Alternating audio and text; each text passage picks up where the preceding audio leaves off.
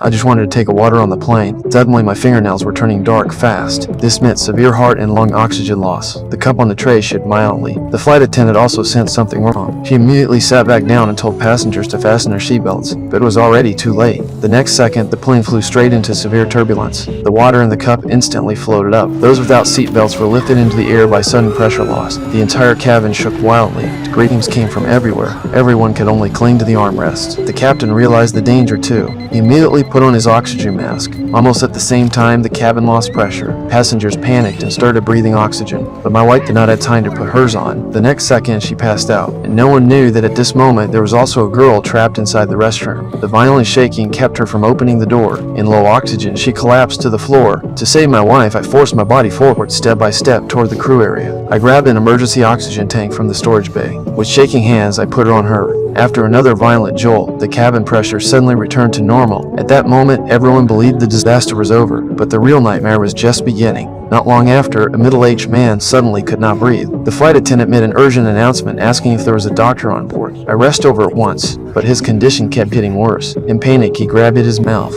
Before we could understand what he was doing, a dark fluid suddenly spilled from his mouth. Then, his body began to convulse violently. Not long after, he stopped moving completely. When we laid him flat, I checked his pulse. It had already stopped. With 1 hour still left before landing, the crew had no choice but to move the body to the upper business cabin and cover it with a blanket. But not long after, a young man quietly went upstairs. When the body was moved earlier, he had noticed an expensive gold watch on the man's wrist. Without hesitation, he pulled it off. He did not leave right away. Instead, he took out his phone and kept showing it off to the camera. He even began mocking the man. At that moment, the body slowly turned its head.